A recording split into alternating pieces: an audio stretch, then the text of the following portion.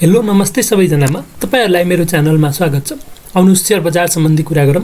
आज नेप्से 20.62 अंकले बढेर नेप्से परिसूचक 2080.12 को बिन्दुमा गएर बन्द भएको छ। कारोबारको कुरा गर्नु पर्दाखेरि 6 अर्ब 11 करोड 83 लाख बराबरको कारोबार भएको छ। 65 वटा कम्पनी बढेको छ भने 77 वटा कम्पनी घटेको छ र 5 वटा कम्पनी स्थिर छ। नेप्सेलाई टेक्निकल भ्यू पोइन्टबाट हेर्दाखेरि कस्तो देखिन्छ भन्ने कुराको चर्चा गरौँ। नेप्सेमा आज लगातार मार्केट बढिराख्यो र बीचमा चाहिँ अलिकति घटबड हुँदै मार्केटले चाहिँ कारोबार राम्रै अङ्कले वृद्धि भएको छ। 20 अङ्क बढ्नु भनेको पनि राम्रो र अबको मार्केट के होला त? अबको मार्केट हामीले आशा गरे अनुसारै यसरी माथि जान सक्छ।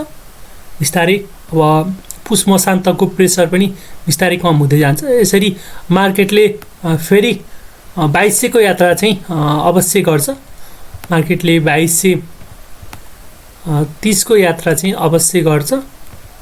मार्केटमा आज अलिकति प्रॉफिट बुक भएको हो कि भन्ने कुराको हामीले आकलन गर्न सकिन्छ र हाइड्रो पावर सेक्टरमा अलिकति ज्यादा सेलिङ आएको हामीले देख्न पनि सकिन्छ र तपाईहरुले पनि कति कम्पनीमा चाहिँ नाफा बुक गरिसक्नु भयो होला। र नेप्सेलाई हेर्दाखेरि अब नेप्सेमा इन्डिकेटर लगाएर हेरौँ। बुलिङ्गर ब्यान्ड लगाएर हेर्दाखेरि बुलिङ्गर ब्यान्ड मिडल ब्यान्डबाट माथि लागेको नेप्से राम्रो देखिएको छ र अप्पर ब्यान्ड चाहिँ तलतिरै झुकाव भएको छ। अब यो यहाँ चाहिँ अलिकति साँगुरो बनेर यो ब्यान्ड चाहिँ माथितर्फ जान्छ र बिस्तारै यो मिडल ब्यान्ड अप्पर ब्यान्ड पनि माथितिर घुम्नेछ र मार्केटले चाहिँ राम्रो माहौल लिनेछ भन्ने कुरा हामीले बुझ्नेछौँ। एमएससीडी को कुरा गर्नु पर्दाखेरि एमएससीडी यसमा अलिकति क्रस भएर यो एमएससीडी लाइनले सिग्नल लाइनलाई क्रस गरेर अलिकति सेलिङ आएको थियो र आज हिस्टोग्राममा पनि अलि फिक्का क्यान्डलहरू बनेको छ। हिस्टोग्राम चाहिँ अलिकति फिक्का टाइपको क्यान्डल बनेको छ र यो बार बन्दाखेरि अब यहाँबाट फेरि यो एमएससीडी लाइनले सिग्नल लाइनलाई चाहिँ यसरी काटेर अब मासतिर जान्छ कि जस्तो देखिन्छ। तसर्थ हामी आत्तिहाल्नु पर्ने बजारमा चाहिँ कुनै स्थिति छैन, आत्तिनु पर्दैन, राम्रै कन्डिसनमा छ। आरएसआई को कुरा गरौँ। आरएसआई पनि राम्रै स्थानमा छ, मासतिर बढ्न लागिरहेको छ। यो किन्न सकिन्छ, हामी डराउनु पर्दैन। र त्यसपछि इचिमको कुरा गरौँ। इचिमको कुरा गर्दाखेरि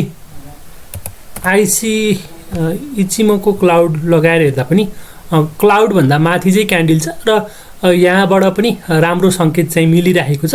यसमा आत्तिनु पर्दैन, मार्केट एकदमै राम्रो स्थानमा छ र केही कम्पनीहरूलाई हेरौँ। मार्केटमा अब आज बढेका केही कम्पनीहरू छन्। आज धेरै कम्पनीहरूमा सर्किट लागेको छ। आज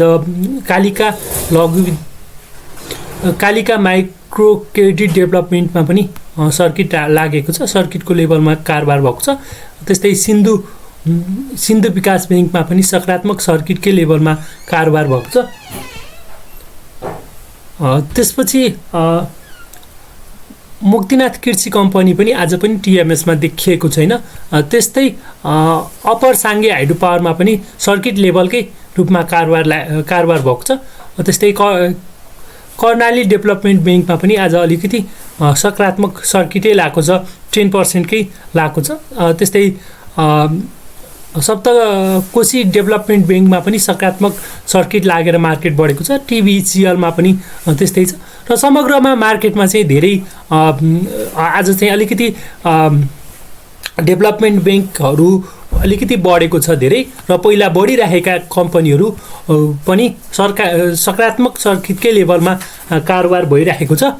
र आज धेरै घट्नेमा चाहिँ हाइड्रो पावरहरू छ। जस्तै हामी देख्न सक्छौँ मान्डु घटेको छ, मान्डु पनि अलि राम्रैसँग घटेको छ। त्यस्तै बिन्दवासिनी हाइड्रो पावर पनि घटेको छ। त्यस्तै सुपरमाई हाइड्रो पावर लिमिटेड पनि राम्रै अङ्कले घटेको छ। र मार्केटमा अब सोनाको कुरा गर्नु पर्दाखेरि सोनामा आज अलिकति सेलिङ आएको छ। अलिकति प्रॉफिट बुक भएको हो कि भन्ने कुरा चाहिँ हामी देख्न सकिन्छ। हाथोइमा पनि अलिकति प्रॉफिट बुक भएको हो कि भन्ने जस्तो हामी देख्न सकिन्छ। त्यस्तै घोराई हेरौँ, घोराईमा पनि आज प्रॉफिट बुक भएको जस्तो देखिन्छ। आज अलिकति सेक्टर चाहिँ रोटेसन भएको हो कि जस्तै डेभलपमेन्ट ब्याङ्कतर्फ चाहिँ यो मार्केट चाहिँ अलिकति गएको हो कि भनेर चाहिँ हामीले यसरी यहाँ चाहिँ अनुमान लगाउन सकिन्छ। अबको सेक्टर चाहिँ रोटेसन भएर डेभलपमेन्ट ब्याङ्कतर्फ जान पनि सक्छ। त्यो भएको कारणले गर्दाखेरि अलिकति विचार पुर्याएर आफूले किन्दाखेरि विचार पुर्याउनु होला। त्यस्तै यमइएल छ, यमइएलले चाहिँ आज एकदमै राम्रो कारोबार गरेको छ र आज अलिकति ज्यादा सेलिङ भएको छ र यसमा धेरै लगानीकर्ताहरूलाई प्रॉफिट बुक गरेको हुनसक्छ। तपाईहरू सबैलाई यो भिडियो अन्तिमसम्म हेरिदिनु भएकोमा धन्यवाद छ। तपाईहरू हाम्रो लाइभमा जोडिनु होला, हाम्रो च्यानलमा जोडिनु होला, हाम्रो युट्युब च्यानलमा सब्स्क्राइब गर्नु होला भन्दै यो भिडियोबाट बिदा हुन्छु। हस्त, धन्यवाद।